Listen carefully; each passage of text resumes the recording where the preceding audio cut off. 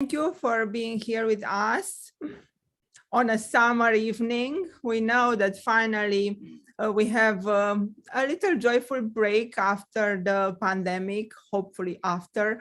So I know that people are using this time to have a little bit of fun. That's why I really thank you for being here with us on this beautiful, summer evening. A few things about our event. Please keep your video and audio off and select the speaker view so you can fully enjoy the performances. I'm Saviana.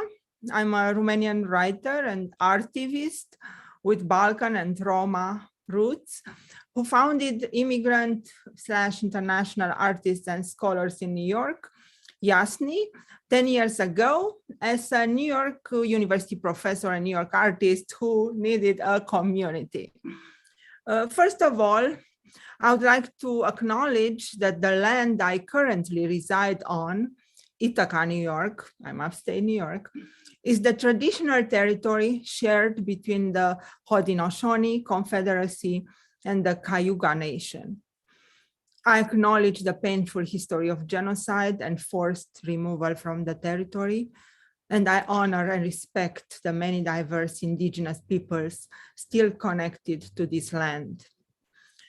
I also recognize that today, as we convene in this vibrant cyberspace, many people around the world don't even have access to internet.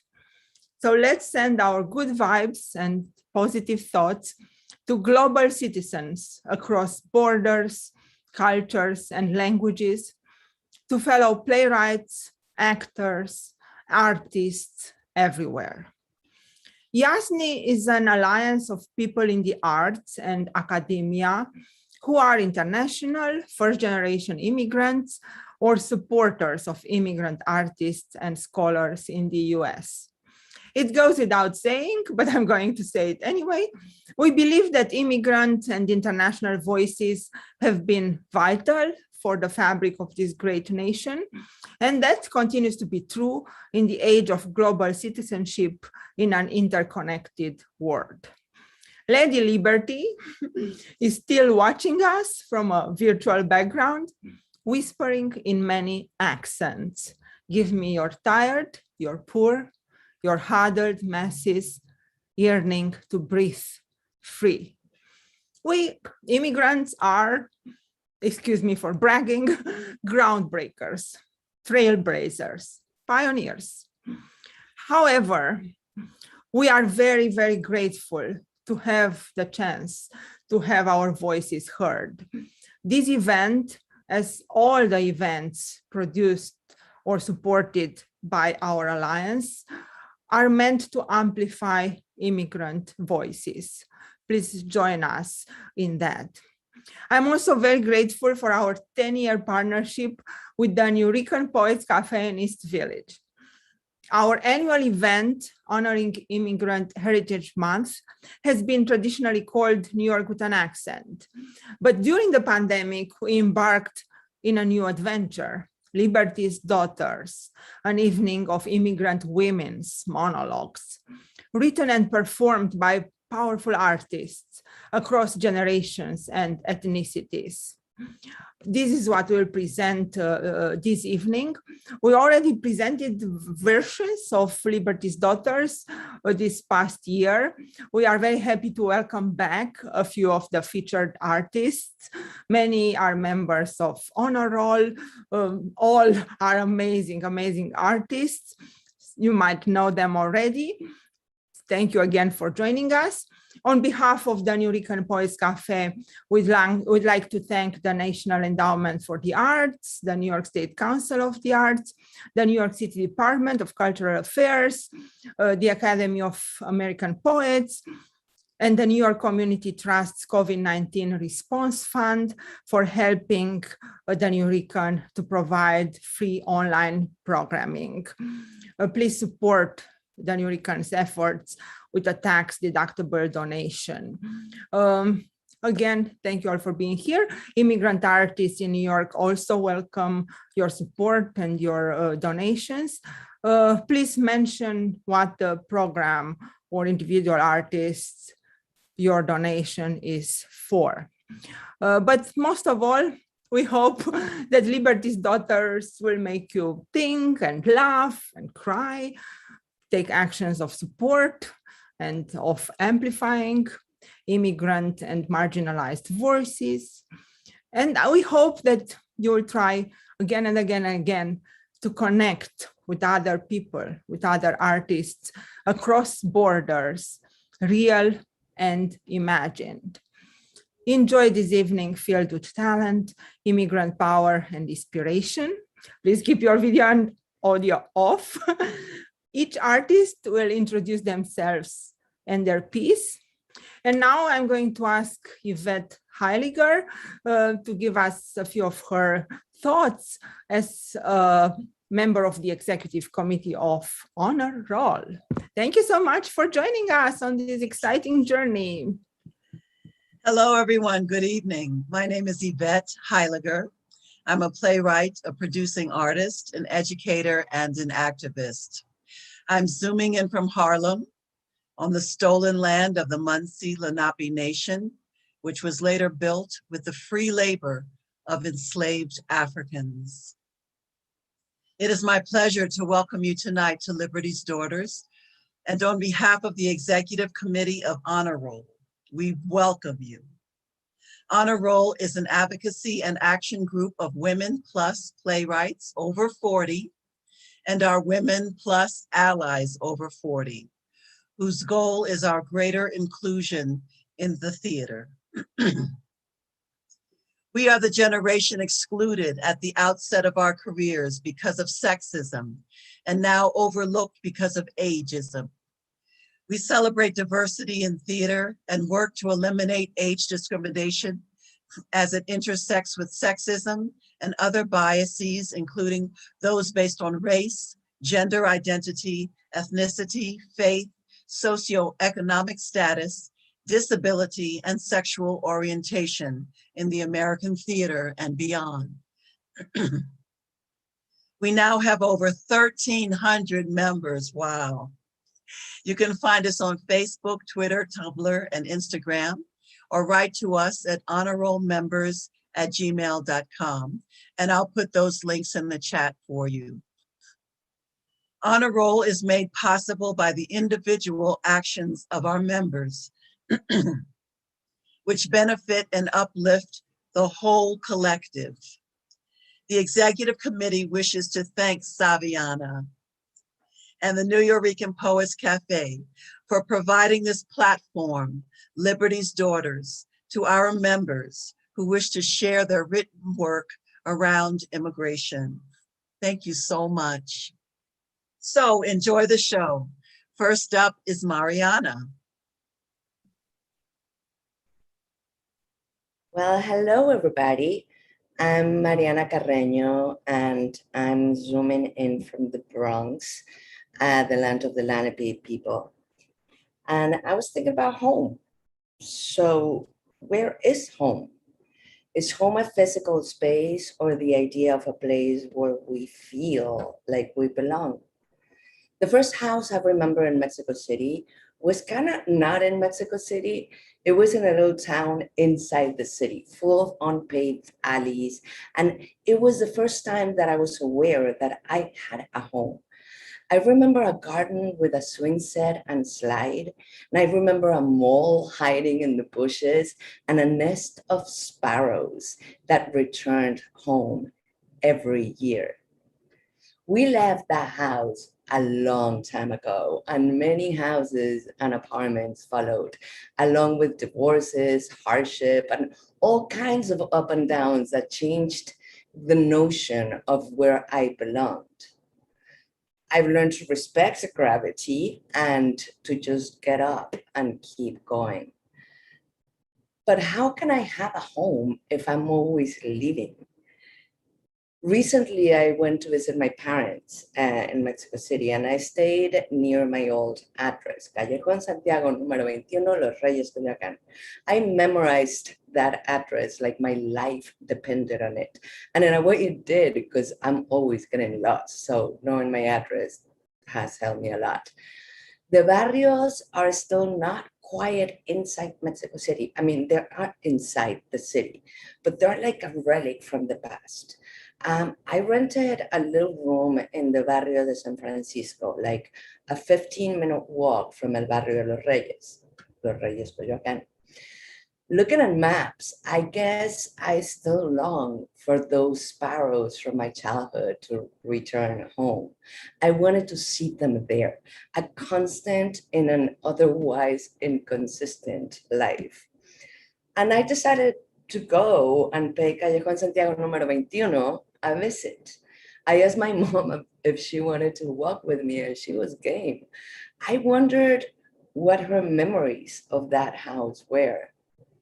Mine are fused in fantasy, in daydreaming and stories. Sure, some tears, but also laughter and adventure.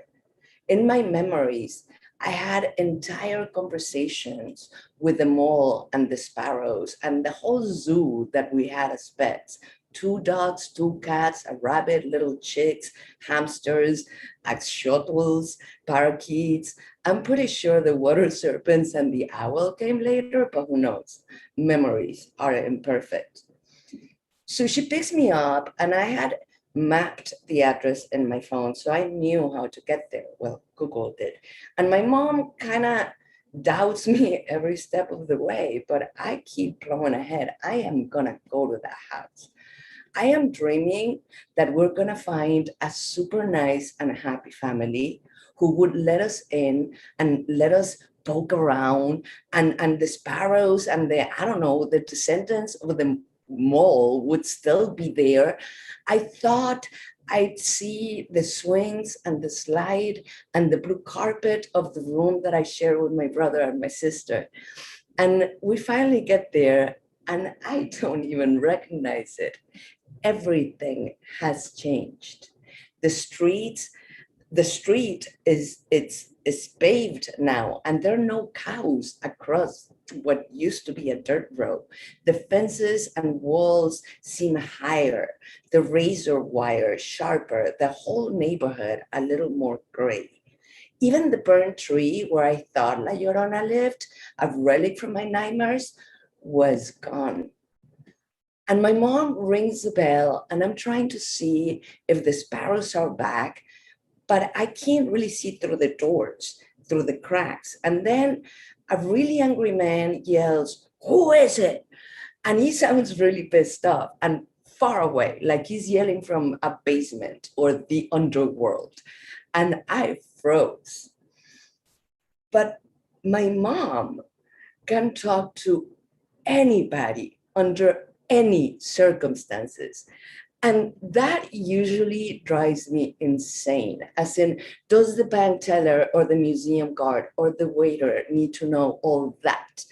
But right now, I'm actually cool. She remembers dates and names that I have no idea. And who knows if she's making shit up? No matter, she's good at it. But the very angry man stays silent for a moment and then barks, "So?" And my mom looks at me and says, "It's a dangerous city and we're in the middle of a pandemic. Would you open the door?" And I thought, we're wearing masks. I would have opened the door for us. We looked nice. And she murmurs, "You have no sense." And then it starts raining, and we don't have an umbrella, which proves that neither of us have sense, because it rains every single day in Mexico City at this time of the year. And I had mapped the way there, but with no Wi-Fi, I lost the directions. So I really had no idea where I am. Neither one did. And we started bickering about one thing or another, because that's never been an easy relationship. But eventually we emerged in the Plaza de Coyoacán, my adolescent playground, and we sat at a restaurant to have lunch. After she explains to the waiter our whole adventure, I literally had time to smoke an entire cigarette before she was done. I come back to the table and asked her questions about her childhood, mine, about her marriage to my dad, her divorce and our eventual move, and all the apartments and houses that followed, none of which felt quite like home. None of them with a nest of sparrows that came back year after year. And some of this stuff I'd asked before, and the answers, of course, have changed over time. But all of a sudden, I started understanding her a little bit better, I think. I figure she had her own secret conversations with the moths and sparrows and the ghosts of her childhood and youth. But I will never know for certain. They're just memories, imperfect, unreliable memories. But we both remembered the sparrows. They did come back year after year. And that's the only thing that I regret of that day, that I didn't ask the really pissed off guy if the sparrows were still coming home. Thank you. And now let's welcome Daniela Dockitch.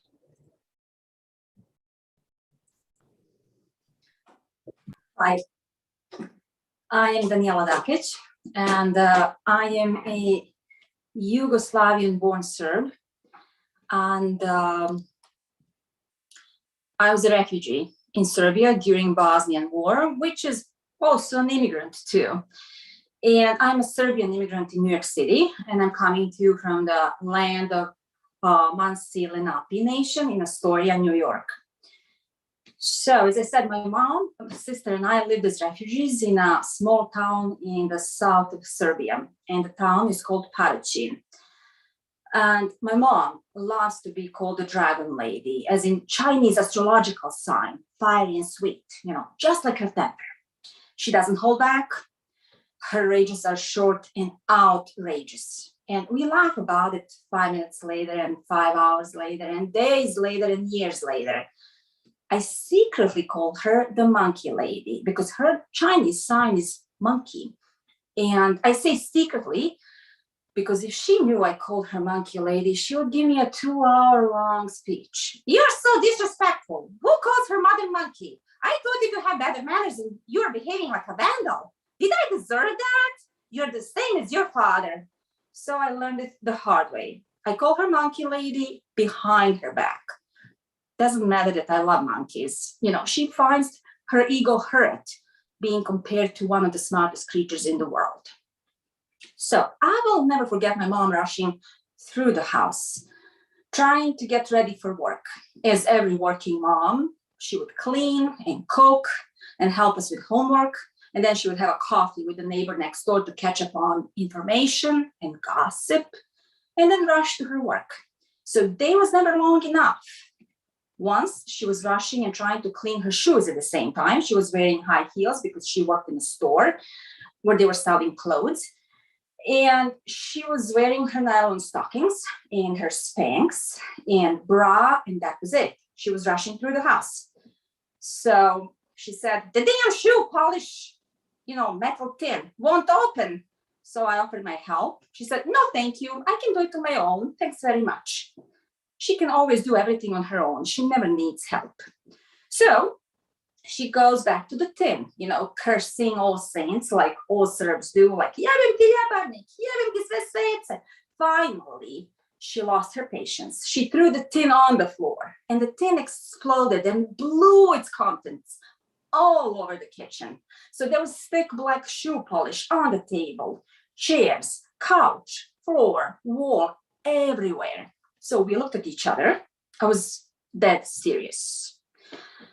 So she saw my face, she laughed. Then I dared to laugh till our stomachs hurt. I'll clean the mess. I offered, she gave me a big kiss, and she ran, to do her stuff before work. So my sister, she was a very nice, polite kid outside of the house, but the devil at home. And she would drive my mom nuts. She was in high school at the time, and she got into a verbal conflict with my mom. They were arguing about something, and my mom had happened to have a butter and strawberry jam sandwich in her hand. So my red hot tempered goddess of mama threw a sandwich at my sister in the middle of the arguing as her eloquent response at my sister's teasing. My sister turned, ducked, as the sandwich flew by her, and got glued to the wall behind her. So my sister turned back, to face us, laughing in my mom's face to mock her, like, you missed me. And my mom and I, we sat on her butts laughing because my sister had a red jelly smear, like right here across the cheek. Mom got her just like in cartoons.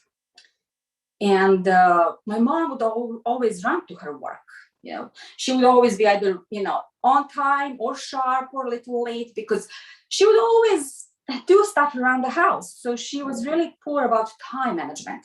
So one day she decided to deal with the time issue by turning the clock half hour forward. My sister was very similar to my mom. She would be at places either on time or a little late. And I was always early everywhere.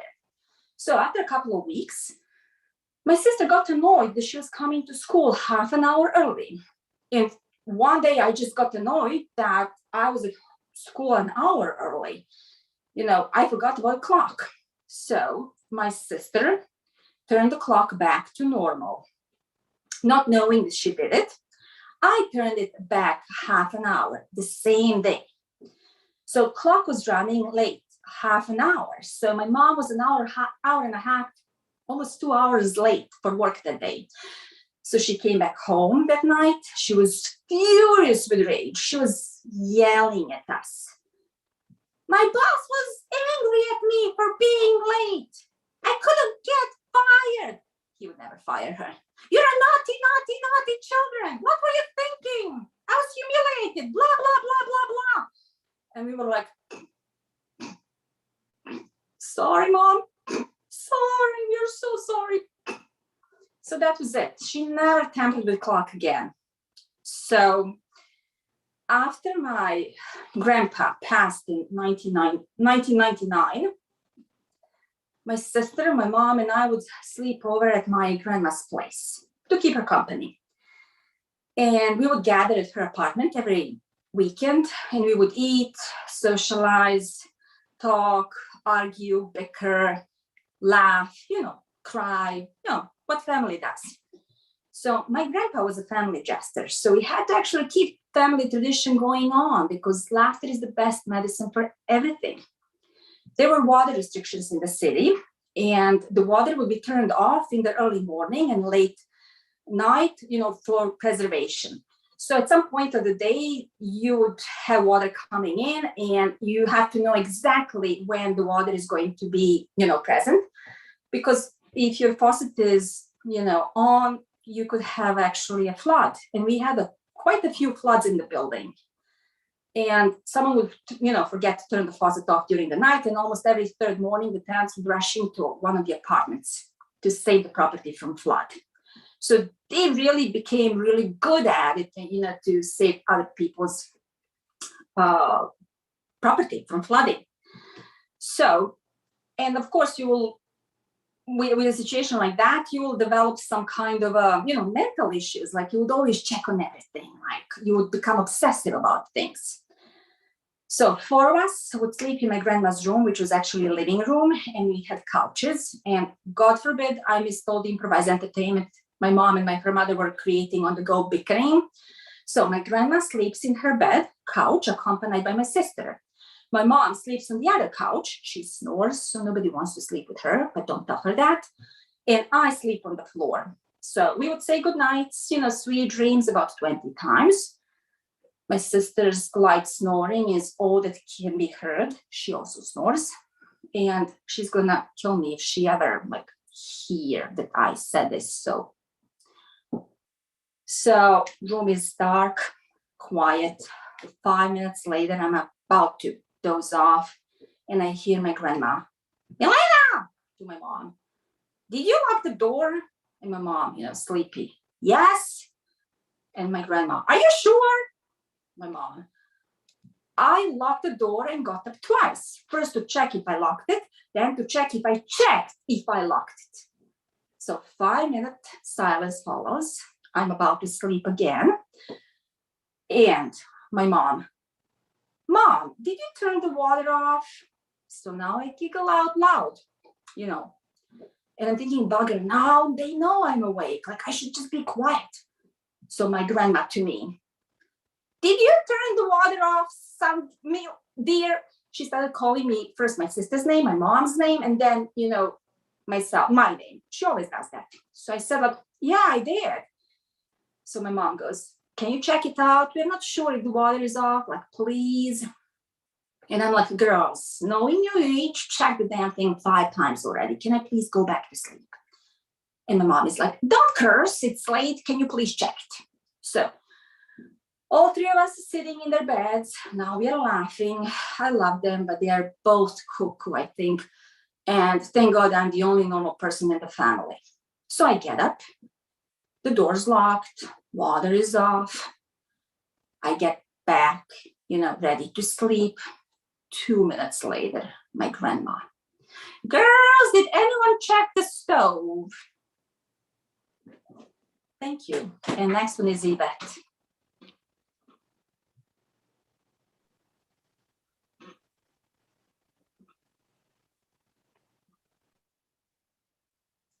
Hello again, I'm Yvette Heiliger.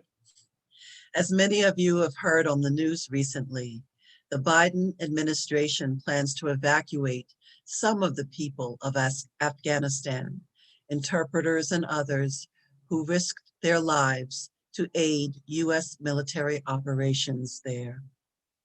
The evacuation will take place by September 11th, 2021, the date marking the complete withdrawal of our troops from Afghanistan and the end of America's longest war. President Joe Biden promises that those who helped us are not going to be left behind. This promise triggered my memory of a piece that I wrote after 9/11, following the 2003 publication of the book, The Kite Runner by Khaled Hosseini, an Afghan-American novelist. One of the customs he describes in the book is the kite fighting tournament, which was quite popular before the rise of the Taliban. In this tournament, boys cover their kite strings in glass and battle to see who can sever the string of the opposing kite. When a kite looses, the boys chase it down and retrieve it, calling it kite running.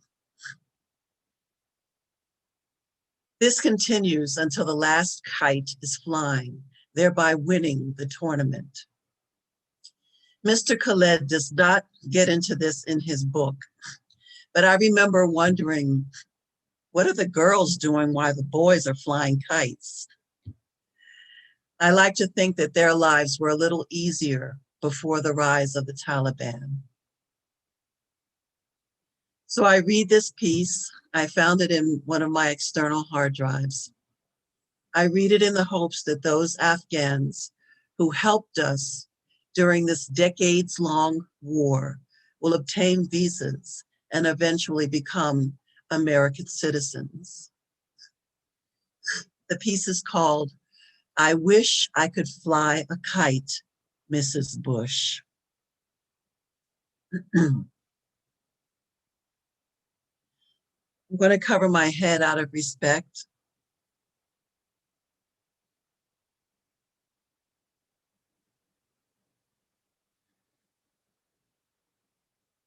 Okay. Assalamu alaikum. Peace be unto you. Less than 1 month after the towers came down, the U.S. began bombing Afghanistan. It was October 7th, 2001. I cannot remember a time when there was no fighting here, no civil unrest, no war. The oppression of Afghanistan women is used as a justification for the bombings. And 5 weeks later, after overthrowing the Taliban regime, America's First Lady, Laura Bush, stated triumphantly, because of our recent military gains in much of Afghanistan, women are no longer imprisoned in their homes. The fight against terrorism is also a fight for the rights and the dignity of Afghan women. On your Jay Leno show, she reported that she didn't see one woman in a burqa during her visit here. This from someone who spent, all of 6 hours in Afghanistan, and much of that time sitting at the air base before returning home to the safety and comfort of the United States. Mrs. Bush, wearing burqas is the least of our problems. I hear the men talking about this book, The Kite Runner. I have never flown a kite. In fact, I don't know of any female who has ever flown a kite in Afghanistan. How could we?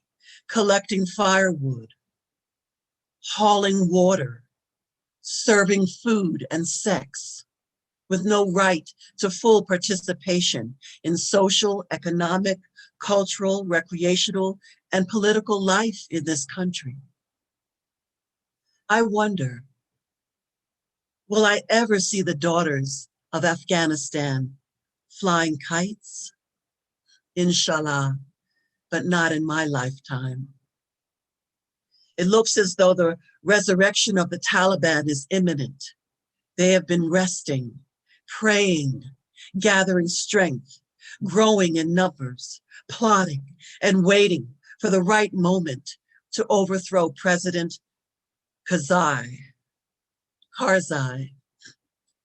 What hope do we have if that happens?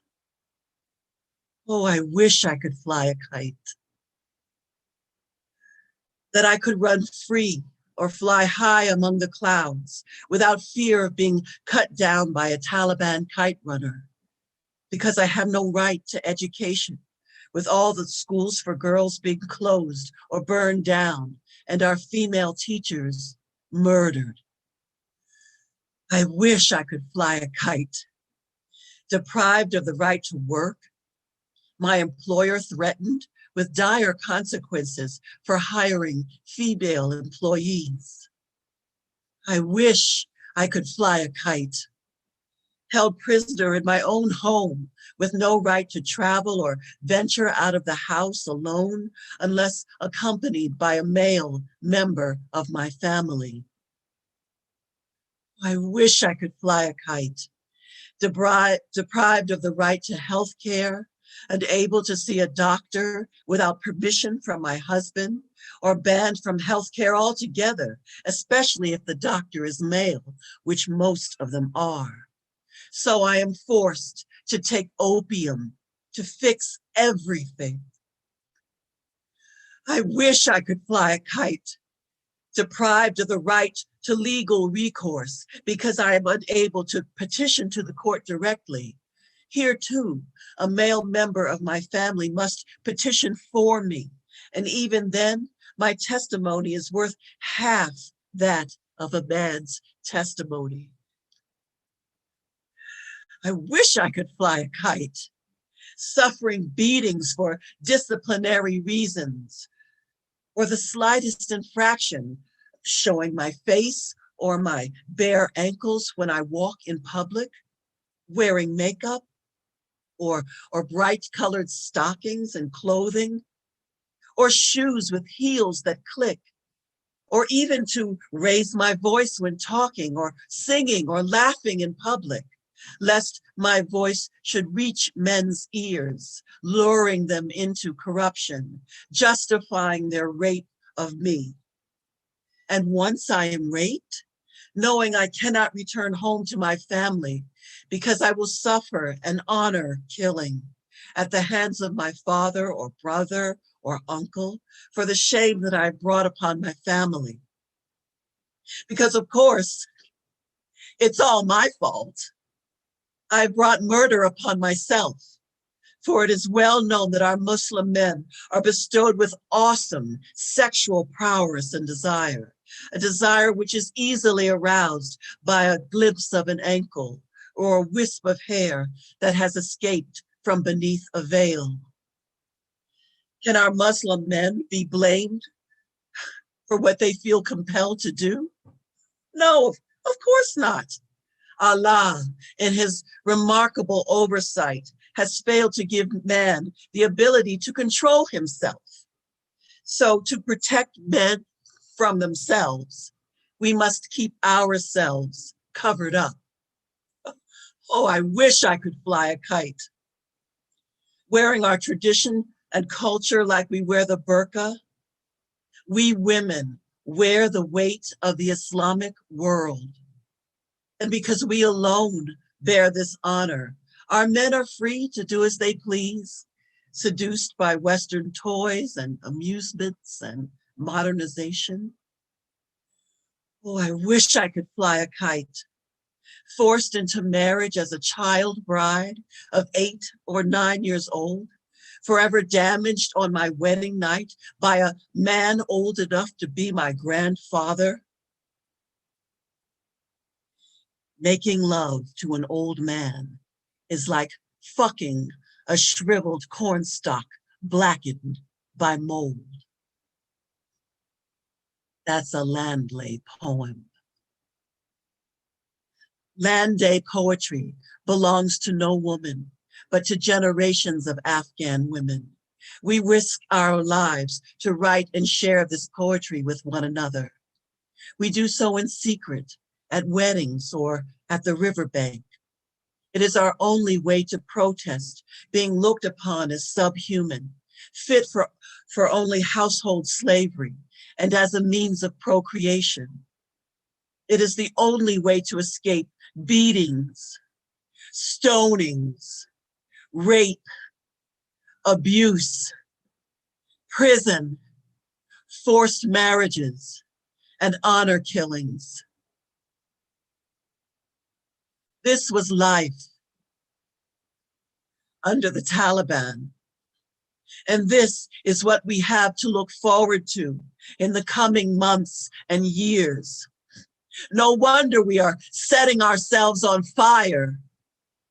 And there are more women and girls choosing the flames every day, Mrs. Bush. I wish I could fly a kite without fear of being cut down because I am female and by custom and practice the property of men to be traded or sold like any commodity, either to make amends for some offense or to pay off a debt or as war booty, where my body becomes Afghanistan's human battleground. Zindagi Migzada. Life goes on, Afghans like to say. But the world has forgotten about us. Again. Why shouldn't I choose the flames, Mrs. Bush, knowing that I can never fly a kite? Inshallah, I will be consumed in these flames as Afghanistan has been consumed in this travesty of human rights. And my soul, like a kite, will be cut away from this life and fly, protected by Azrael, the angel of death, into Allah's merciful embrace.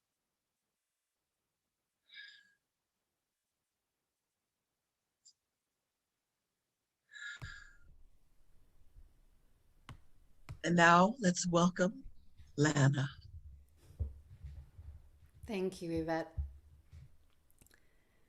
Hi, I'm Lana Joffrey. I am an actor, writer, activist, jack of all trades, as most artists are. I am zooming in from London. Yes, London, England. It is well past midnight, but I am thrilled to be here. I hemmed and hawed about what I would share with you. I thought about my own immigrant story, being from Tehran, Iran, fleeing the Iranian Revolution to the United Kingdom, and then eventually settling in the US, and then coming back to the UK, where I split my time between London and the US. But this pandemic has made a immigrant story more important than mine in this time, in this pandemic. I keep thinking about the statistic of 150% increase in hate crime against Asian American and Pacific Islander fellow citizens. And I think it's important that I share an interview from my verbatim docudrama Valiant, from an interview of May Nakano. So you're going to hear an excerpt, which is Sally Hayton-Kiva, who interviewed all of these different women in the play. And then you'll also hear the verbatim interview of May Nakano. Sally types, "My nightmares and teeth grinding stopped after that visit." May Nakano appears. "Well, the nightmare stopped for a while, at least." "When I was young, I wanted more than anything else to be American. I used to look at myself in the mirror and feel I was cursed with a very Japanese-looking face." Sally types May Nakano, United States. "I had found May through a Japanese cultural society. With sparkling dark eyes, May recounted her years in an internment camp." "There were a lot of rumors before World War II started. Quite some time before the war, our travel was curtailed to a 5-mile radius from home, and there was an order that we always carry our identification cards with us. There were places we could go and places we couldn't. Going to school in the streetcar, sometimes people would very obviously turn away or keep me from sitting next to them, and it was excruciating. One becomes very sensitive to that kind of rejection. We lived in Los Angeles for 5 years when the war broke out. I was supposed to be graduated from high school, but I had to quit because we were evacuated to internment camps, and my mother had no one at home to help her prepare. We weren't allowed to have shiny things like mirrors or knives because the government thought we might try to send signals to the enemy. They told us to bring our bedding and clothing, and that was all. Waves of people came through our neighborhoods, buying cheaply all the things we would have to leave behind. There were signs posted on the telephone poles in Japanese neighborhoods listing where we would have to gather on the day of deportation. An area had been roped off in the street, and outside the rope were spectators or friends of those who were going.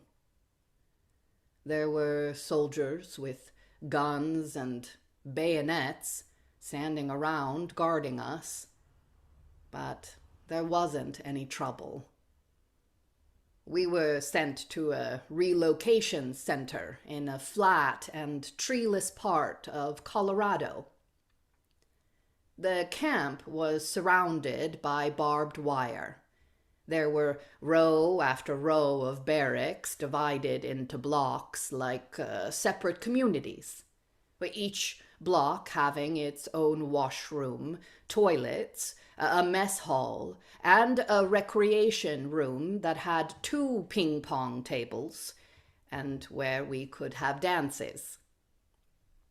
The camp became a self-contained community with a school and a co-op we started.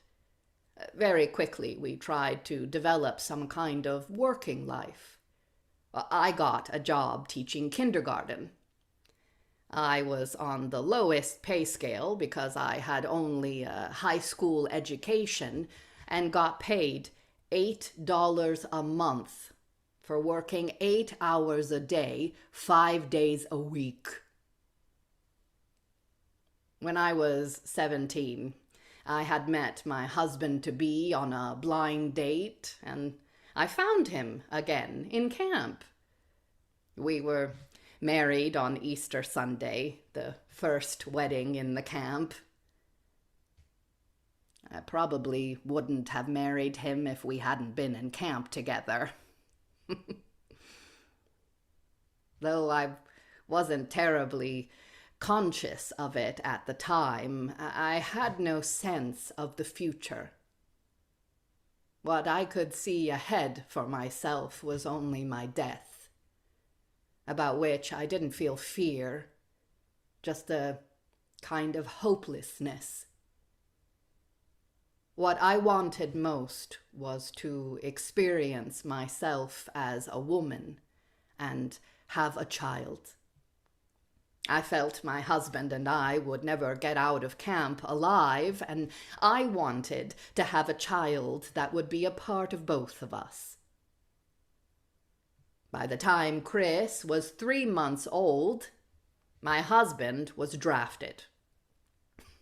I felt very sorry for myself. I didn't think about how unfair it was that the government would first put him in an internment camp and then draft him. By the time the war was over, my family and I had moved back to Los Angeles. We felt very much like unwanted guests and tried to behave well and be exemplary citizens. I remember feeling that I wanted to be as invisible as possible and not do anything which would make me stand out. There were many prescriptions about where certain races, including the Japanese, could buy homes or property. My husband and I were determined to buy a house in a neighborhood we liked. I wanted our children to have everything I didn't have. I wanted our children to be bona fide citizens in this country. Our 2 older children are now married to white people, and our youngest says he won't marry, but all of them have mostly white friends. We had wanted them to integrate into society, and we did our job almost too well. Now they are so American, they are disconnected from Japanese culture. Things have changed. And yet, there is still a lot of prejudice against Asian Americans. We are all lumped together, whether we're Japanese, Chinese, Vietnamese, or whatever. It would be foolish, possibly dangerous, to ever forget what we experienced in World War II. That kind of injustice could happen again.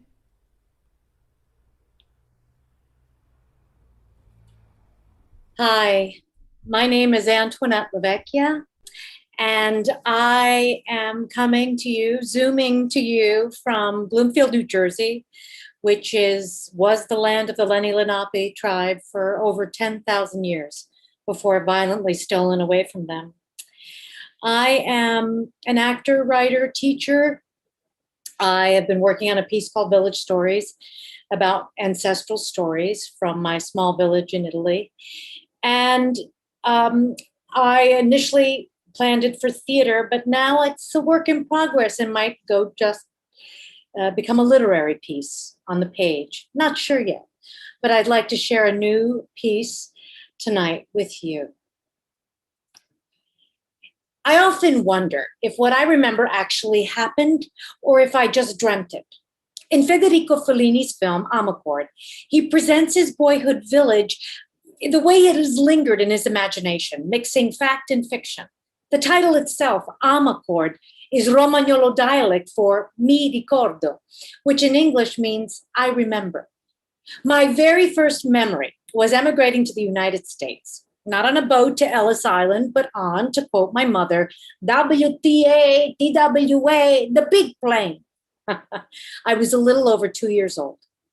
In this memory, which is the conscious beginning of my life story as told to myself, I'm looking down a long carpeted aisle that goes on forever. There's no sound. Giants are seated on either side of me as I begin to walk down this aisle. Suddenly, I'm flying in the air, landing on the soft lap of strangers. A smiling woman and the man seated next to her, both ooh and ah over me. The warmth directed at me as I look up into their enormous faces is the sun. This is good. This is love. Out of the ether, my mother's hands rip me out of this loving embrace and the world goes dark. That's when my first ever memory ends. Somehow, I already knew as a toddler how dangerous my mother could and would be in my story. I was 20 the last time she physically beat me, but the weight of her misery still pins me to the floor. She's my villain, my artistic muse, and my conduit for ancestral stories. I've never fully left our village, our paese. How could I? I was born there, my parents were born there, their parents, we go back centuries. I'm an in-between. One foot firmly planted in Italia and the other foot rooted in the States. Never fully belonging to either, but devoted to both. Recently, I woke up from a multi-layered dream, which immediately sent me back to being 15 years old, watching Zeffirelli's film Romeo and Juliet in Mr. Krill's honors English class. Mr. Leonard Krill was one of my all-time favorite teachers and introduced me to the films and writers that still influence every inch of my creative life. In this recent dream, two women with long black knee-length hair are greeting each other. Feeling left out of their intimacy, I wonder if having long black hair will allow me to be their friend. I never see their faces, but their long hair reminds me of Crystal Gayle, the country singer who I thought in 1982 was hands down the most beautiful woman on the planet. I adored her song, Don't It Make My Brown Eyes Blue, because one, I had brown eyes, two, I was sad a lot, and three, I always wanted to have blue eyes. I'm almost certain she was my inspiration as a teen to grow my own long black hair, which landed around my hips. I loved it. I wasn't allowed to socialize outside of school, so the attention my long, thick mane brought me was welcome. And it even helped me get cast as Nancy in our high school production of Oliver. My long hair gave me a sense of worth. And if I arranged it a certain way and angled myself in profile, I could almost make myself look exactly like Olivia Hussey, the blue-eyed beauty who played Juliet in Zeffirelli's film.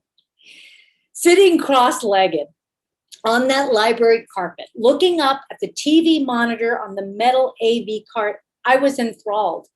I lost myself completely in the film, identifying with Juliet's frustrations and feelings of imprisonment. It wasn't much of a stretch. Juliet/Olivia Hussey and I both shared long dark hair. We both had a rage-filled, disapproving mother, and we were both around 14. The only detail that set us apart were Juliet/Olivia Hussey's blue eyes, an attribute I longed for as a kid, and which always reminded me that I was an outsider, cautiously navigating around the mostly blue-eyed population of a town in which I never belonged. As the tragedy of the lovers played out in the film, there, on the beige carpet, surrounded by other 10th graders, I began to weep. Heaving, uncontrollable sobs, choking back my tears. I was mortified by the sounds I was making, but I couldn't stop. Everyone, adults and teens alike, did their best to ignore me, for which I was deeply grateful. I left that class overwhelmed with Juliet's grief mixed in with my own. The next time I walked into Mr. Krill's classroom, in my cubby, I found a piece of paper made to look like a big square. It unfolded to the size of a poster board, and in the middle of this enormous white space, written in the tiniest lettering, were the words, "You are Juliet."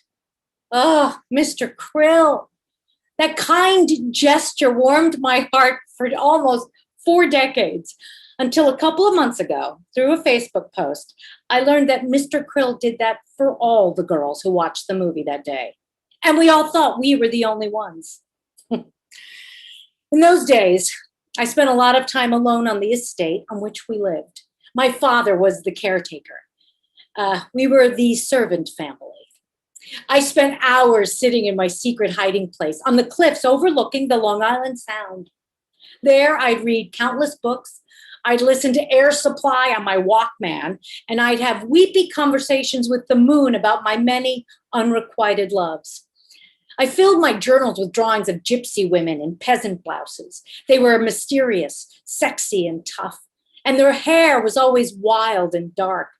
I spent hours watching swashbuckler movies, imagining myself as one of the sassy female leads who could hold their own opposite the Errol Flynns or the Burt Lancasters.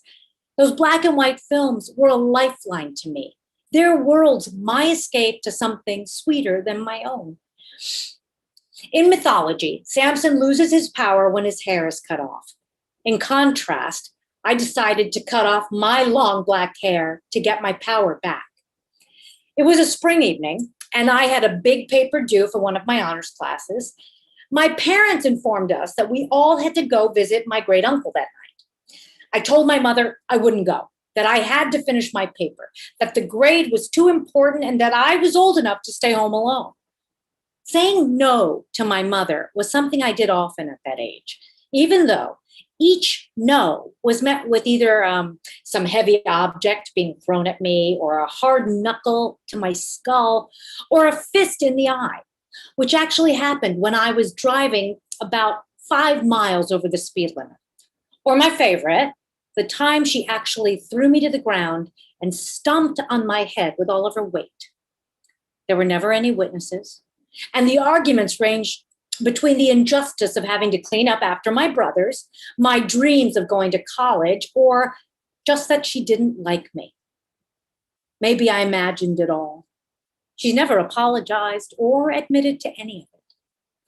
But this particular night, when I told my mother that my schoolwork was more important than visiting Zio Nicola, she grabbed a good chunk of my long, luscious, beautiful hair and dragged me along the floor from my bedroom down the length of the upstairs hallway.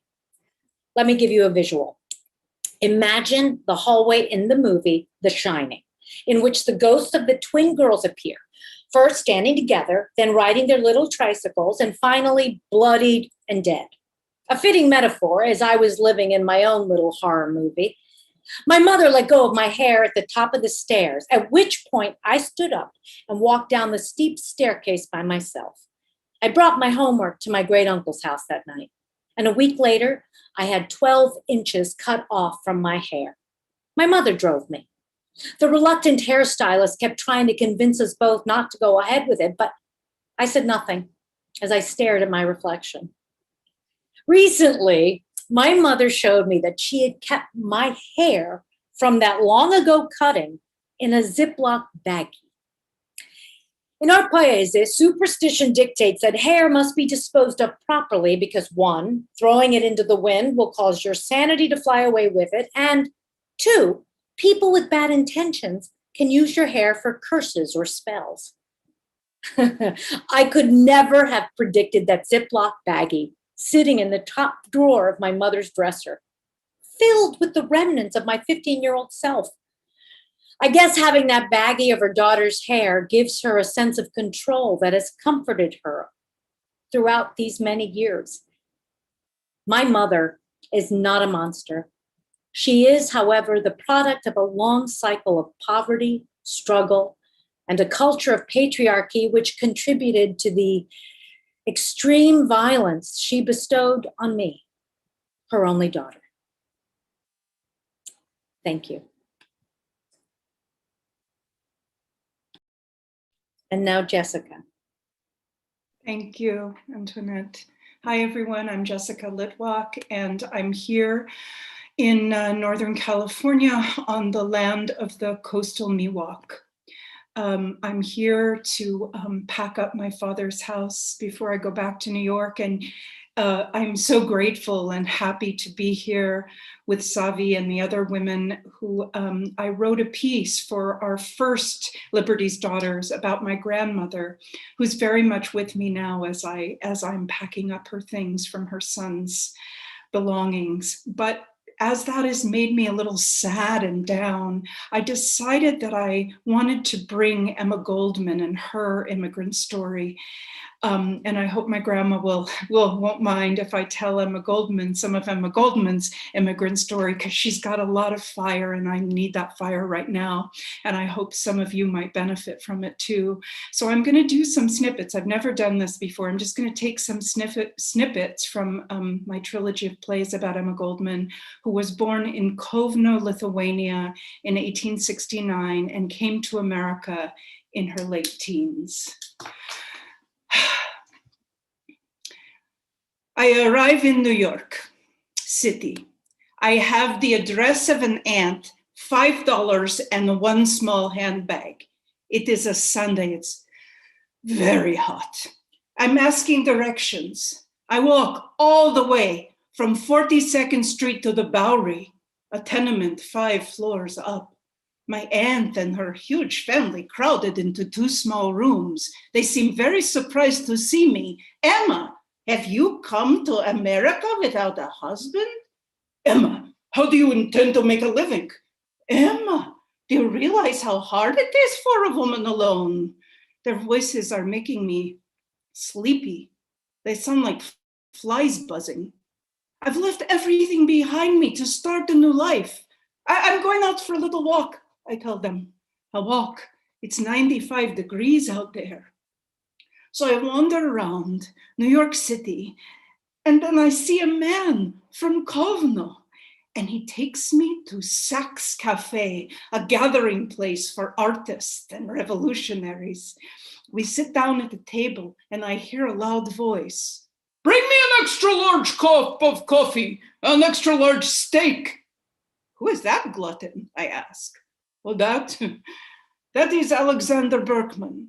He never has much money, but whenever he does, he eats sacks right out of food. He's a very serious young anarchist. You know, the cause above all else, you know the kind. Shall I introduce you to him? He stands up to shake my hand. Alexander Berkman, Emma Goldman. He's a boy of 18, but with the neck and chest of a giant. He has strong arms and soft lips, a very severe forehead, somehow a little frightening. Hello, very nervous. I am smiling, I don't know why. Hello, pleased to meet you. I reach out to take his hand and I stumble over the leg of the table and he catches me up in his arms. I saved your life, he said. Well, I certainly hope that someday I will have the opportunity of saving yours, Mr. Berkman. Sasha, he says. Call me Sasha. Sasha. Union Square. I am scheduled as the last speaker. I can hardly wait for my turn to come. But when it finally does, I get up to speak, my knees are shaking, and I open my mouth and no words will come out. Just a kind of gasping for air, like a fish. And then I hear my name echoed from 1,000 throats. Emma, Emma, Emma. Uproarious applause. The clapping seems to me to be like the wings of white birds fluttering. Men and women, those in authority always have and still do abuse their power. The instances when they do not do so are as rare as roses growing on icebergs. I remember this one long-stemmed American beauty rose, a gift from Sasha with a note, a token of my love and a harbinger of luck on your first public speech. Remember, Americans, that those who fought and bled for your liberties were themselves considered as being dangerous troublemakers. They said resistance to tyranny is obedience to God. And they wrote a very dangerous document. You may have heard of it. It's called the Declaration of Independence. I remember the ship. It was called the Elbe. We traveled in steerage. We was all herded together like cows. Oh, I remember the sea. It terrified me, but it was so beautiful. I felt freedom in each spray of salty water hitting my face. The last day, I remember very well. Everybody was on deck. And the Statue of Liberty emerged from the mist. There she was, a symbol of hope, opportunity. She held her torch high to light the way to the free country, the asylum for all oppressed peoples. We would find a place in the generous heart of America. The captain begged everyone to move as the whole ship was listing to one side as we stared out at the new world. But no one would budge. Men and women, we respect your patriotism, but may there not be different kinds of patriotism as there are different kinds of liberty. I know many people, I am one of them, who were not born in this country, nor have they ever applied for citizenship, and yet who love America with a deeper passion and a greater intensity than many natives whose patriotism is manifested by pulling and kicking and insulting those who do not stand up when the national anthem is played. Applause from Union Square. By the 1930s, Ellis Island is used mainly for detention and deportation. I am a prisoner in the place I once became free. They say, America is not your home. It is home. When I was younger, the cause was my home. Sasha was my home. We never needed more than our work and the knowledge that while one of us was out there fighting for justice, the other one was somewhere, even in jail, doing the same thing. But as they tried to push me out the door, I realized America is my home. I want to stay. A broken ship skulks away at 4 a.m. Immigrants torn from their beds in the dead of night and pushed away from the shore before lawyers and the press can shine a light, before wives and mothers can bring blankets and coats, before children can say goodbye. I am to be deported back to Russia. This barge will meet the Russian ship out in the harbor. Oh, look, there she is. Here at our sea-washed sunset gates shall stand a mighty woman with a torch, whose flame is the imprisoned lightning, and her name, Mother of Exiles. I will never see my mother again. I believe in anarchy and freedom and free love speech. I believe in America, courage, people, pride. I believe there is great work to do now, however we can. I believe that governments abuse their power now and always. I believe the future is in our hands. I believe in children, dreamers, streamers, confetti, that dancing is important. I believe in peace, beauty, duty, that people must be free to express themselves differently in liberty, in passion, art, in anarchy, that women must make choices about their lives as wives, mothers, lovers. I believe in Russia's cries, in open eyes, the government lies. I believe in anarchy, in Freud's interpretations, humanity, salvation. I believe in action, strikes, the likes of which we've still not seen. I believe in honesty, good food, wine, happiness, radiance, the free child, Oscar Wilde, Sasha's smile. I believe anarchism is a process, not a finality, and history is nothing but eternal reoccurrence. People are still tearing each other apart while we fools go on believing in life, liberty, the American people awakening. Nietzsche said, that which is born out of love always takes place beyond good and evil, upheaval, starting fresh, making a mess. I believe in moving, in not losing hope, in coping with these hard but wonderful times. Lines of people all over the world holding each other, helping each other, protesting war, shouting for freedom, free love speech. I believe in anarchy, the philosophy of a new social order based on liberty, unrestricted by man-made law. I believe in love again and again, women and men and women. And Sasha, oh, Sasha, I believe in living for today. Strong, resilient, gay, paving the road. I believe our enemy is the dying past, and we are the glowing future. I believe in we, I believe in me, you, her, him, them, as long as they're us, not to mention everybody who doesn't know yet. I believe in charm, strong arms, the great alarm, Sasha still in prison, and here's to social harmony and all the men in my life. I believe in going ahead, the sharing of bread. I believe in the absence of government and people running their own lives. Children not deprived of love, free love, and the freedom of dreaming and making dreams live. The pleasure to give a warm hand to the next man. Fortified with courage and will, pulling each other up the hill. I believe in anarchism, the new world, women and men beginning again. I believe in patriotism of the soul, our role in the liberation of mankind. I believe in the spiritual, political, economic revolution of life, strife. I believe in doing whatever it takes to make it happen.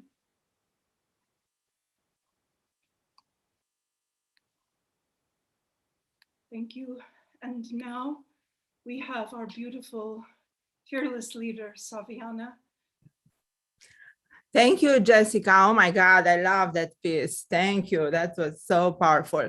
Actually, I think that my piece somehow will be a good continuation for that story.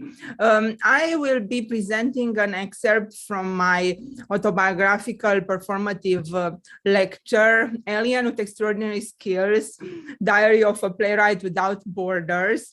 I am presenting this lecture, and I present it this year because in August I will celebrate 20 years since I arrived in New York. So I will turn 20 as an American writer. The excerpt that I will be presenting is actually about the Romanian revolution against the totalitarian system of Ceausescu. Some people might have heard about that. So I created a collage of some images to help you get a little bit into that mood. Trigger warning, of course, violence and revolution. So this is an excerpt from my autobiographical performative lecture, particularly focused on the year 1989, when I was a 20-year-old Romanian student. 1989 is for us in Romania an important year, not just in Romania, in Eastern Europe. Here it might be better known as the Taylor Swift album's name, but here we go with our story. As Karl Marx said, the philosophers have only interpreted the world in various ways. The point, however, is to change it. We all thought it would be intense and simple, and things would just poof, change overnight. Okay, maybe we'll have some sort of hangover and a small transition towards feeling better. Still, the bottom line was that something amazing would happen that night on December 21st, 1989. We weren't entirely sure what, but it had to do with a big change. The end of the old days, the end of dictator Ceausescu. And later, when the workers began to shout, Jos comunismul, we joined them too. We, young products of communism, children of the decree against abortion and contraception, started to believe that what we'd known all our lives, President Ceausescu, the beloved father of the people, the mastermind of the golden dream, could disappear in a revolutionary blast, and we would wake up in a different Romania tomorrow. Poof! We've never traveled abroad, couldn't fully imagine what it was like to live in the West, the almighty West, where people are free to eat whatever they crave and say whatever they have on their minds and love whomever they want to love. Raul, a gay friend of ours, committed suicide a year ago. There were rumors that the political police, the Securitate, blackmailed him to become an informer. His conscience couldn't let him report on his friends, on us. Raul died for us. It's time to do something for him. We could feel the energy of a big change in the air. Ignore the symphony of bullets. There's no time to clean the blood on the streets. It's a surprisingly warm night of unrest. We all feel related, brothers and sisters with random people whose bodies become ours, whose blood becomes ours, whose death becomes ours. We can't see our enemy. Where are the rifles and guns pointed at us? Who is shooting us? Show your faces, cowards. The next day, on December 22nd, soldiers joined the crowd, cutting holes in their flags and shouting anti-Ceausescu slogans. We respond, the army is with us, the army is with us. We are all drunk with a collective power that we've never experienced before, the power of the masses. Down with Ceausescu, down with Ceausescu. A stroboscope of memories, history classes, propaganda articles, poems we had to recite as young pioneers. The good, the just, the great, the brave. Cel bun, cel drept, cel mare, cel viteaz, tovarășul Nicolae Ceausescu, comrade Nicolae Ceausescu. We kind of thought that removing the dictator like a rotten tooth from the nation's mouths would be a matter of a one-night collective euphoria and revolutionary vigor. But it wasn't quite like that. It took a few days and nights of fear and chaos, hundreds of corpses and thousands of wounds, despair and hope, anger and passion, sadness and solidarity, a roller coaster of emotions. Ceausescu and his wife Elena, the second in charge on all fronts, tried to flee the country. They got caught, judged in a rushed and controversial trial, and sentenced to death for genocide and crimes against the Romanian people. Their execution was broadcast on the national television on Christmas Day. An unforgettable Christmas with no gifts from family and friends, but that present we weren't sure how to feel about. Relieved, yet somehow distressed.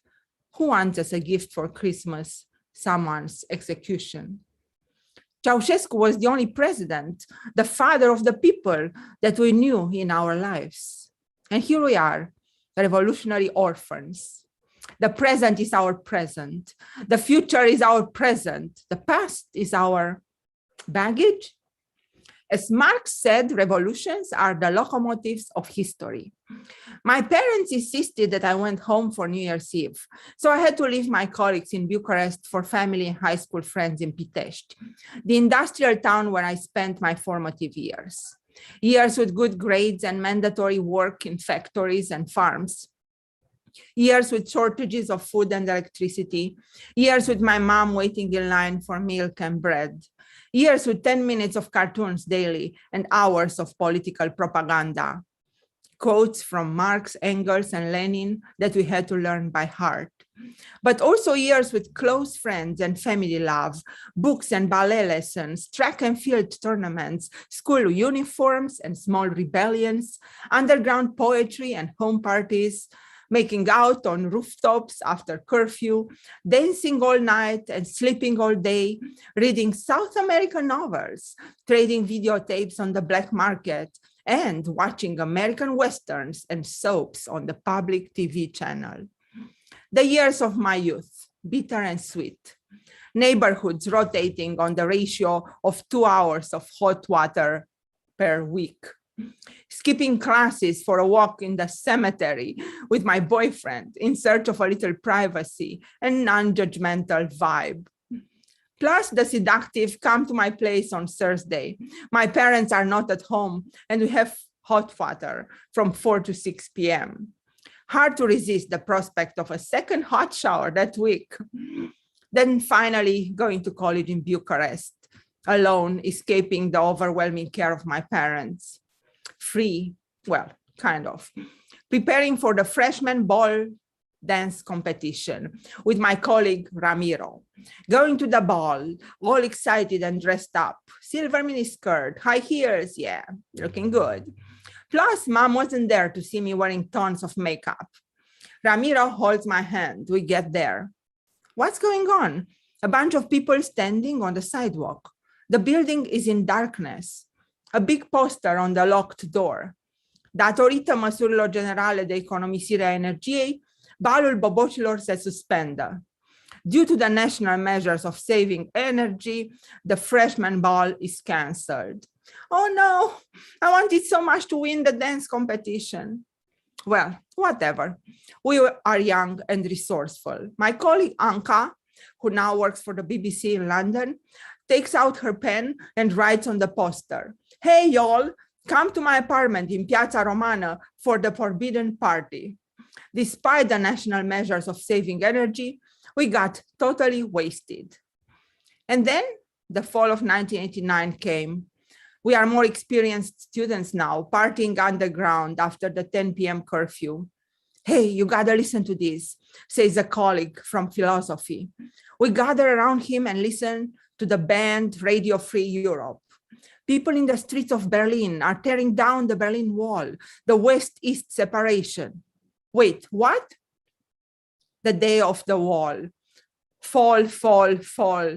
Berliner Mauer, power, disintegrating like bricks, concrete walls, deconcretizing, death strip, stripping away, out, out from the east to the west, west, east, W-E. Finally, I am ready to ride this new wave, ready to unbutton my enthusiasm, to throw my worries onto the floor, onto the cement. Let's start, please, this soul strip tease, script tease. Let's freeze that cold, cold war. Let's bake new hopes for the future. Future? What's that? We didn't know that word exists. Some people from the East whispered, still afraid, too afraid of being overheard, overlistened, over. Words melting, words thrown over barriers, melting, fakir beds, anti-vehicle trenches, anti-fascistischer Schutzwall. What a nonsense. How many people died trying to escape? How many tunnels? How many balloons? How many ways one can imagine to escape underground, above ground, air, clouds, cars, thoughts, death. Nothing is too much, too far, too unthinkable to get out from the East, that greasy feast of fear, lies, and hypocrisy. Mania, Romania, my grandfather Papu in the dark, in the bathroom. Gata, Saduzidu, the wall is down, he whispered, listening to Radio Free Europe, the forbidden city of free thoughts. In Ceausescu's Romania, Jos Ceausescu, down with the dictator. My grandfather Papu whispered and flushed the toilet, frightened that a neighbor could hear him and report him to Securitate, the political police. My grandfather Papu was old and sick with prostate cancer. He died a month before the revolution. The death of the dictator, a present for the future? My grandfather Papu didn't have a present or a future. Just a difficult past with children killed in Balkan wars and years of crossing borders and borders crossing him. Papu was born in Plaza, Albania, in a Vlach family. He lived in Kosovo and Macedonia, which was in Yugoslavia then. He lived in Silistra, which is now in Bulgaria. It used to be in Romania. Then in a small town in Transylvania, which used to be in Hungary. The Jews of the Balkans, that's how they were called. Papu, leaving old houses, building new houses, losing homes, dreaming of a true home. borders crossing us, crossing them. Papu died in Curtea de Argeș, Romania on November 19, 1989, whispering, Vin Americani, the Americans are coming. He waited for the Americans to come all his life, since the Iron Curtain was pulled over Eastern Europe's eyes. And now here I am, a student, ready to fight in the streets of Bucharest at the December Revolution. Jos comunismo, Jos Ceausescu, down like the Berlin Wall, a border can fall on a day, on a night, under the bodies of thousands of people, saddling, vacuuming, destroying the remains of their shitty past. Freedom, freedom to lose yourself in not thinking about the future. Now at the end of 1989, freedom means something else, to finally do what we really want to do, what I really want to do, write for the newly created free press, write about the pulling down of the pedestal of Lenin's statue, write about pulling down an era, the era of the wall, after the fall, after the revolution, after. Thank you all. And thank you everyone for the amazing monologues that you presented. And I invite all the featured presenters on the virtual stage and screen to have our short talk back. Thank you all audience members who joined us on Zoom, and thank you to all who are watching now on Facebook and on the Nuyorican Poets Cafe's Facebook page.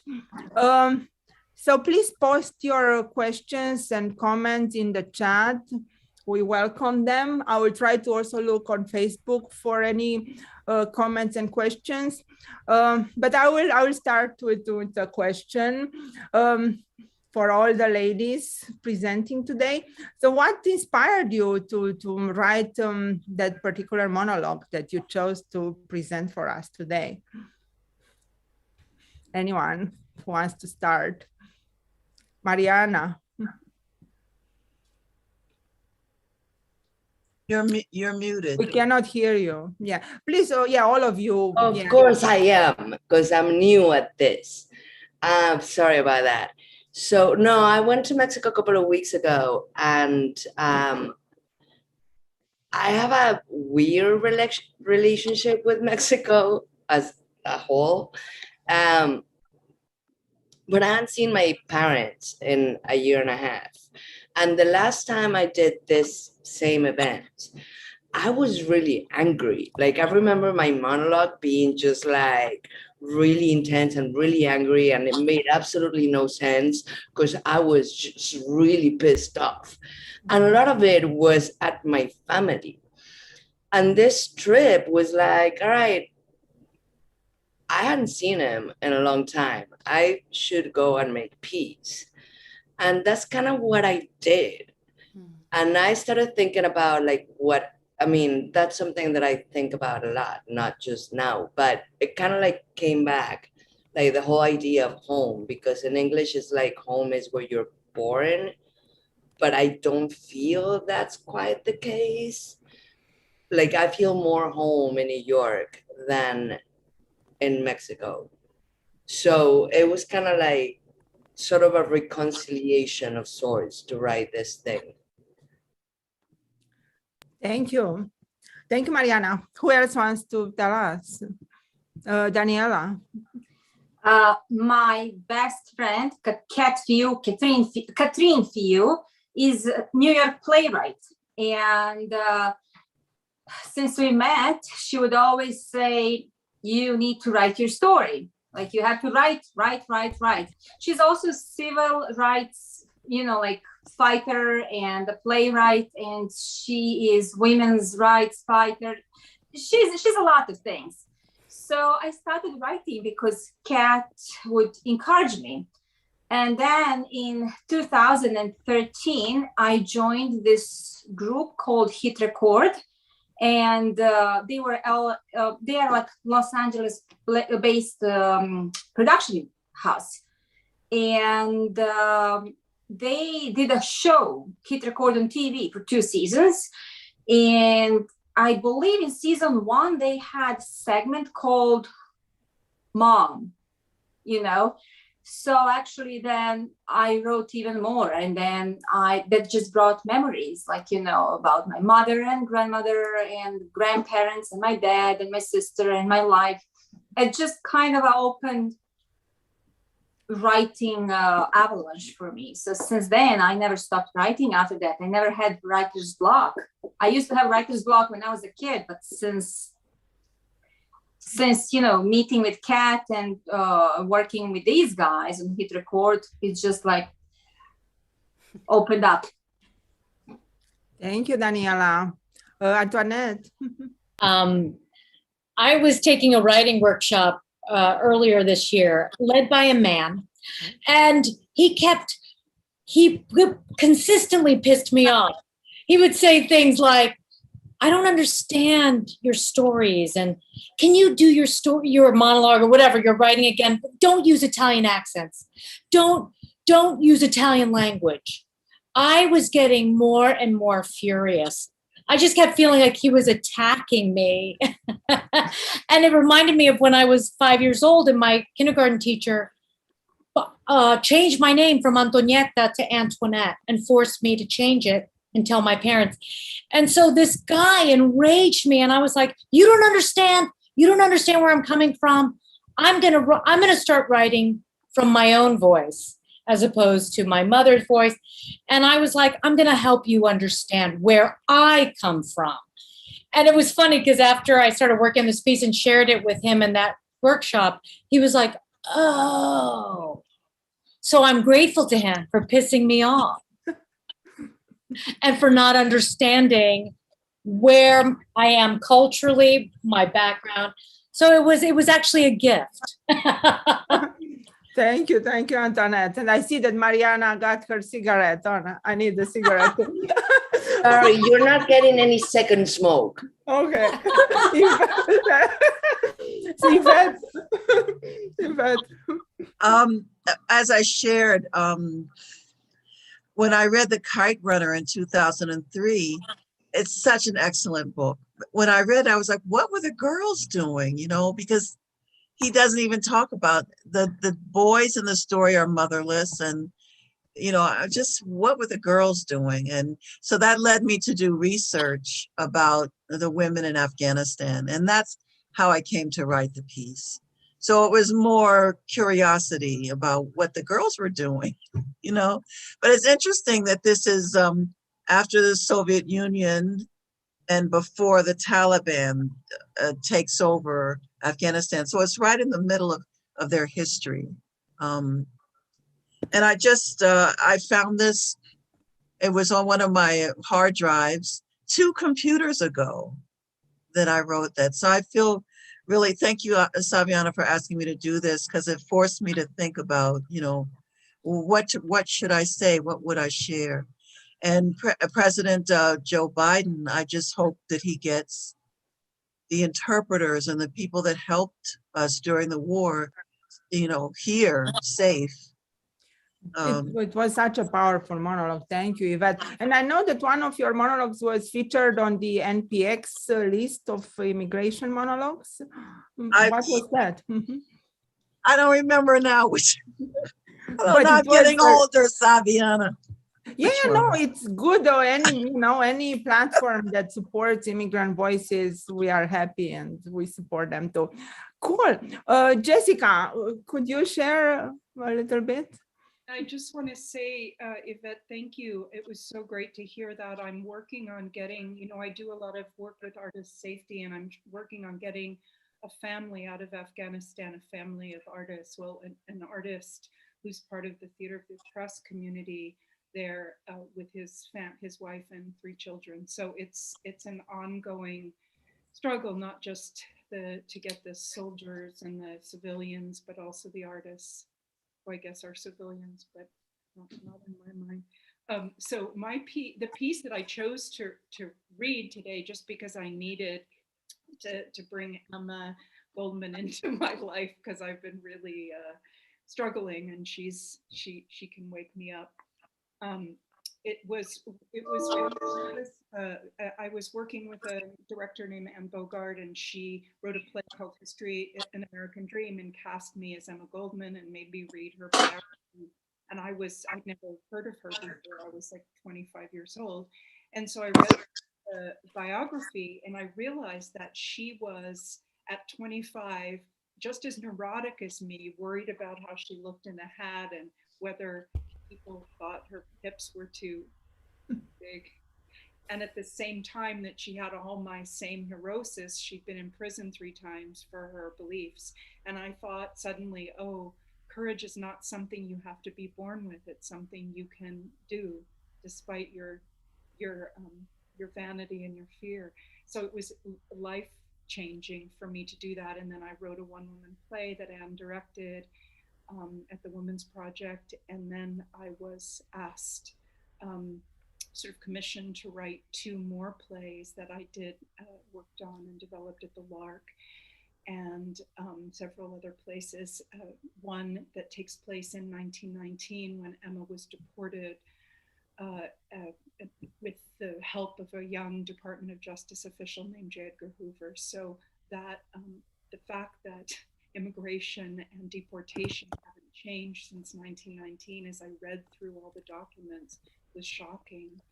And the third one takes place in the Spanish Civil War, and she died in 1940. She's been my muse. My eldest child is named after her, and I just thank you so much for giving me the opportunity and letting me kind of try some snippets out to just get her into my blood and out into the air. Thank you, Jessica. Lana, would you like to add a little bit of what was the inspiration for you to write that monologue about, the larger work? Yeah, the play is actually verbatim interviews. It's what I did was choose from a book of verbatim interviews and adapt it into a theatrical performance. And yeah, today I just kept thinking, there has been a huge increase in hate crimes, not only in the US, but in the UK as well, against our Asian American and Pacific Islander fellow citizens. And I just, as much as my immigrant story is quite, varied and different and crazy, I just thought during this pandemic, I think we need to be reminded as often as possible about May's story, about the Japanese internment camps, about the fact that we aren't generally taught about that history. It's something that some people know, but most people don't. And it's something that happened on US soil, and it's happening right now. Maybe not an internment camp, but the feelings that May talks about in terms of being shunned, being pulled away from. I've seen that. I've seen people throw dirty looks and behave in a really hateful, awful way, as though the virus is somehow this community's fault, and it isn't so at all. And so it's really amazing how immigrants become scapegoats for things, even when they are absolutely not responsible in any shape, way, or form. But it's an easy way to go. So for me, it was just kind of the interview I had to do. The play has 13 interviews, including the writings of Sally, who interviewed all these women. But this one seemed most pressing in my mind. Thank you. Yeah, and so timely indeed. And now, if you have any questions for each other, for the other artists. There's a question in the chat. Okay. How, the Yvette Heiliger question, how will the fragility of our democracy today affect our immigrant stories or future immigration stories? Wow, that's a good one. Anyone who wants to respond? That's a powerful question. Anybody who can tackle that? Maybe it's a large issue, but I really, with the fragility of democracy in our country and us just fighting to hold on to our republic, if we can keep it, I just wonder about how that will affect the immigration stories of the ones that we will write, the ones that will come and we will read. It's, you know, I often wonder, why would anyone even want to come here but I know that this is probably better than where they're coming from. But I'm really, I think about it a lot. Yeah. Thank you. No, that's a great question anyway to leave people with. Mariana. Mm-hmm. I think I don't think of myself as an optimist, but I kind of feel a little optimist on this because, yes, our democracy is really fragile, but I come from even more fragile or even non-democracies. And I do think that in this country, there are institutions that would keep it at least surviving. And the bottom line is that immigrants are gonna keep coming. Like I know the world's changing, not fast enough and not fair enough. So there's always gonna be people who's gonna be looking for a better life, and they're gonna immigrate, whether it's to the States, to Europe, to London, to Italy, to whatever. We always gonna have immigration, and we all have stories. So they will change as they have changed throughout history, but they will not end, like, ever. I mean, I don't know. I hope so. I was going to say, may I add that one of the inspirations of my monologue tonight too was being silenced by my own mother, by the culture I come from. And I feel like this question about the immigrant stories, I feel as long as we keep hearing the stories like Mariana, it's like we are communicating more with the internet, with all of the social media. There is more communication. We know what's happening in other countries immediately. We know what's happening all across and possibly outer space. We're going to happen. We know immediately what's happening. But I just feel like if we keep telling the stories, I can't delve into. For me, the personal is the political. So when my way of dealing with politics is telling as many personal stories as I can, sharing my story, sharing my mom's story, sharing the people that I know. That's how I feel we're going to heal. And I agree with Mariana, it's going to take a long time. But I feel like the world is changing, and I'm an optimist too. I feel like the pandemic is accelerating the shifts in the world and the governments. And I don't think we can predict anything. I think we're going to be surprised day by day. We're going to be surprised by what comes next in good ways and bad. Yeah, I totally agree. And I think, as people cross borders more and more and borders cross them, we need to be able to think more in terms of the world citizens than just this insular sort of countries and nationalities that many times close borders to people from outside. I do believe that we need to think of each other as, citizens of planet Earth. Citizens of the world, yeah. Mm-hmm. That too, and I spend a lot of time in the rest of the world. Before the pandemic, I did. But I think in looking at history, I wonder, to have a real conversation about this, Yvette, is our democracy more fragile than it has been? I mean, I think that during the last presidential trauma, we uncovered so much fragility in the fact that there is so much anger going on. But just doing this piece of history tonight, it made me realize that in Emma Goldman's mind, this democracy was pretty fragile 100 years ago. And it's like we are now having to remember what land we're standing on. You can't steal something and create something without fragility, because this country is built on genocide of one people and the enslavement of another. So it seems to me it was always pretty fragile. That's my Thank you all. So now I think we should get to some final thoughts. Anybody who has final thoughts? Saviana, I think Daniela and Lana had some thoughts on that. Yeah, Daniela? Yeah, I just wanted to say Yvette's answer to Yvette's question. I'm actually an optimist, and I think that our democracy was always fragile because it's controlled by people, and everything that's controlled by people it will always be fragile. And you can't see that. Sometimes you just see stuff, but you don't comprehend until you talk about it. And I connect that to Antoinette saying how she was silenced by her mother.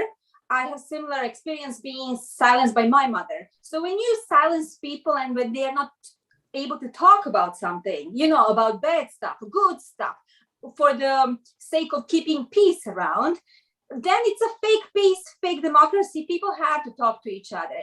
I was recently at the Apple store, and young guy who was helping me, he was an immigrant, somewhere. So I believe he's from India. And he looked at me and he said, "How do you like New York these days? Wasn't like much better before. Do you have hopes for New York?" And I said, and now when he asked me that question, my experience of New York for the past 17 years, it wasn't the greatest one, because a lot of stuff was shoved under the rug and, put the cork in, and people weren't able to talk to. And people started talking about issues like maybe 2-3 years ago. So I said, you know what? New York 15 years ago, it wasn't that great. Maybe it was great financially. We had more money, but there were issues that nobody would talk about. You couldn't even touch it. I hope that in the future, like that New York's future is going to be much better and freer. And I actually see that when I go on YouTube. People from states travel to the countries that they were forbidden for states before, because they told them, don't go to that country, it's dangerous. Don't go to this country, you can't get visa for that country. Oh, it's dangerous. And now American citizens from, all over America are traveling to these countries and posting videos and saying, oh, this is something that actually America told us and it was a lie. And then you have all these immigrants coming to America and saying like, oh, so this is what my country told me about America was a lie, because America is great in these, these are aspects that America is great, and these are aspects that it's not so great, but it can be better, but there is a place for growth. So I'm actually an optimist. Great, thank you. Lana, any thoughts on that? Well, speaking of immigration, I think some of our fellow performers might need to immigrate and leave. So I'm not going to say much, just that, I'm grateful to be in company with so many strong, incredible immigrant women who have basically created homes and have empowered each other in the US, in the UK, and that we just need to keep speaking and keep sharing our stories and not be silent. And that's all that we can do to help each other. Thank you, Lana. So I think on this powerful note, we need to close the evening and say our goodbyes and thank yous in many languages. Thank you all for joining us. Mulțumesc, la revedere. Muchísimas gracias por venir. Buenas noches. Gracias. La noche. I don't know how to say goodbye in Afghan language, so I'll just say goodbye in English for those who will come here and become citizens. خیلی ممنون. خداحافظ. شب بخیر. Vi ringrazio, buonasera a tutti. Bye bye, la rivedere, arrivederci, la noche. Bye, thank you all. Bye.